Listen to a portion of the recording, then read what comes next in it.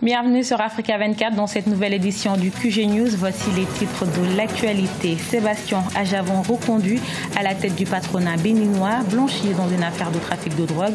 L'ancien candidat à la présidentielle a obtenu 643 voix sur 692. L'Ouganda affiche des performances économiques en nette amélioration. Depuis 10 ans, le pays a retrouvé une stabilité politique et une conjoncture favorable. Et puis la ville de Makoko au Nigeria, lauréate du prix Aga Khan d'architecture 2016. Ce prix célèbre tous les 3 ans l'architecture des constructions exceptionnelles qui ont un impact sur la vie des gens à travers le monde. Mais tout d'abord, au Bénin, l'homme d'affaires Sébastien Ajavon est reconduit à la tête du Conseil national du patronat. C'était lors d'une assemblée qui a eu lieu ce vendredi. Sébastien Ajavon, qui a été récemment disculpé dans une affaire de trafic de drogue, a obtenu 643 voix sur 692. On l'écoute. Je vous remercie du fond du cœur de m'avoir élu à nouveau ce vendredi 25 novembre 2016. Pour conduire la destinée de notre institution pour les années 2016 à 2021. Dans la continuité de notre mandat, avec mon équipe composée du bureau exécutif et du comité directeur, je placerai ce mandat sous le signe conjugué de l'indépendance affirmée, la représentativité renforcée, le service et le conseil pour nos membres. Au Nigeria, des sénateurs du sud-est du pays réclament une enquête suite aux révélations d'Amnesty International. Dans un rapport publié, l'ONG des droits de l'homme accuse l'armée nigériane d'avoir commis des violations des droits de l'homme contre les indépendantistes du Biafra. Des accusations démenties par l'armée nigériane. Selon elle, Amnesty International cherche à ternir sa réputation. Cela fait une décennie que l'Ouganda connaît une relative stabilité politique, un contexte qui a permis au pays d'afficher de bonnes performances économiques ces dernières années. Toutefois, restent 2 principaux défis que tente de relever le gouvernement, à savoir la réduction des inégalités et la diversification de l'économie. Zara Mohamed Mouchou. L'Ouganda connaît depuis 2005 une paix intérieure quasi totale, et cela après 2 décennies de guerre contre l'armée de résistance du Seigneur dans le nord du pays. Une guerre qui a fragilisé une économie qui était déjà en crise. 10 ans après cette paix retrouvée, comment se porte cette économie? Le pays est entré dans une meilleure conjoncture avec des perspectives attrayantes, presque 5% de croissance. Les investisseurs misent en outre de plus en plus sur ce pays où une exploitation de pétrole se profile dans le nord-ouest. Sur le plan de la pauvreté, moins de 20% de la population serait aujourd'hui concernée. Mais si la pauvreté est en recul, les inégalités, elles, demeurent importantes. Le plus gros défi ici en Ouganda, c'est de payer les ouvriers à leur juste valeur.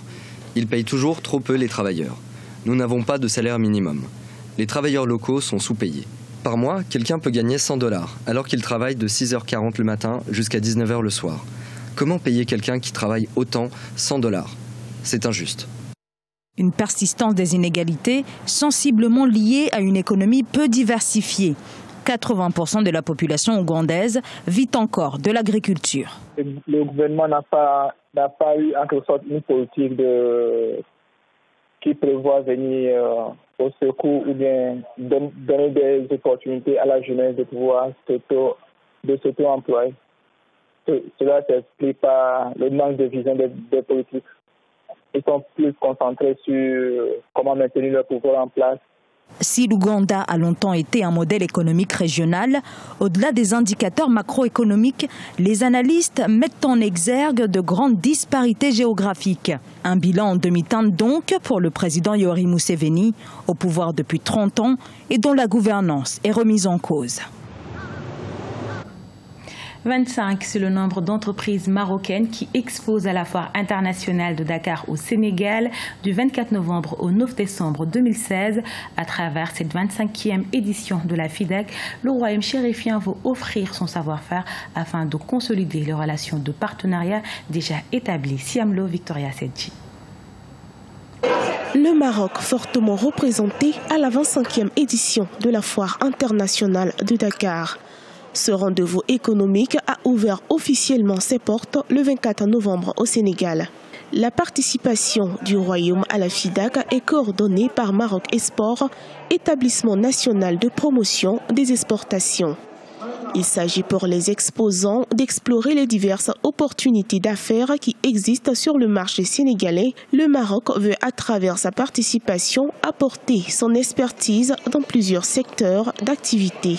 Le Maroc a pris une grosse part de marché en Afrique de l'Ouest et je pense qu'il y a des raisons. L'Afrique aujourd'hui se tourne vers les fournisseurs africains. Vous verrez en haut, l'Afrique doit faire confiance à l'Afrique et c'est ce qu'on est en train d'observer aujourd'hui. Le Maroc est aussi présent dans le secteur florissant de l'électricité qui présente de véritables atouts et perspectives pour un développement économique durable en Afrique. Les stands marocains connecteront plus d'1 million de visiteurs aux services ludiques, d'assainissement, de l'ameublement, de la décoration, des TIC, de la pharmaceutique, de la bureautique, de l'audiovisuel, des télécoms ou encore de l'édition. On est une société marocaine de spécialité électrification rurale et urbaine. On fait même la chaudronnerie, la fabrication métallique, de la charpente métallique partout au Maroc. On s'intéresse à l'électrification au niveau du Sénégal. Nous apportons de nouveau tout ce qui est lié à l'environnement, avec tout ce qui est matériel lié au traitement de l'eau surtout. Donc nous apportons du matériel et des produits d'hygiène pour pouvoir améliorer la qualité de l'eau pour les industries, mais aussi les ménages. Le Maroc veut, à travers la 25e édition de la Foire internationale de Dakar, se distinguer sur le marché international par sa contribution à l'intégration africaine.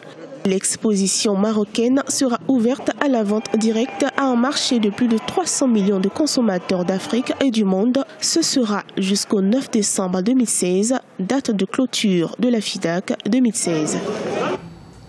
Elle est arrivée à la 19e place sur 348 œuvres sélectionnées pour le prix Aga Khan pour l'architecture. Située dans un quartier d'habitation sur Piloti au sud de Lagos au Nigeria, l'école flottante de Makoko est construite en plastique recyclé, en bois et en bambou pour accueillir une centaine d'élèves. Abib Faye. Désigné parmi les 19 lauréats du prix Aga Khan d'architecture 2016. Cette ville nigériane, construite sur l'eau, a une seule école primaire anglophone sur des terres inondables. L'école flottante est une structure prototype dont l'objectif principal est de générer un système de construction alternatif et une nouvelle vision de la culture urbaine pour les populations des régions côtières de l'Afrique. Le cadre triangulaire ou en pyramide est construit à partir de bois d'origine locale et de bambou. Elle est soutenue par des fûts de plastique recyclés. Ces sites traitaient déjà ce genre de questions. Seulement, nous avions rencontré quelques problèmes à cause des mauvaises conditions de vie. Mais je pense qu'on s'y adapte petit à petit, même si le défi est majeur. À mes yeux, on va s'en sortir car c'est très important pour nous. Les 19 projets sont actuellement examinés par des experts indépendants. Architectes, spécialistes de la conservation et ingénieurs structurels, ils se rendent sur place et évaluent chaque projet. Le jury se base ensuite sur le rapport pour la sélection finale des lauréats du prix Aga Khan d'architecture. Le domaine de l'architecture au Nigeria est certes spécifique, mais il est comme tout autre. Il est assez moderne et à la pointe. Ce domaine a une prédominance intellectuelle et culturelle qui donne envie d'y rester. Il serait donc important que l'on accorde beaucoup plus de confiance à ces acteurs.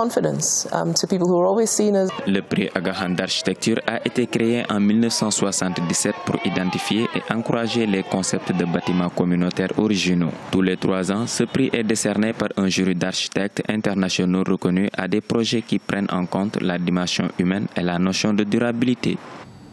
Ce journal a été réalisé par l'ensemble de la rédaction. Nous vous remercions pour votre fidélité. Dans un instant, une nouvelle édition de l'actualité sur Africa 24.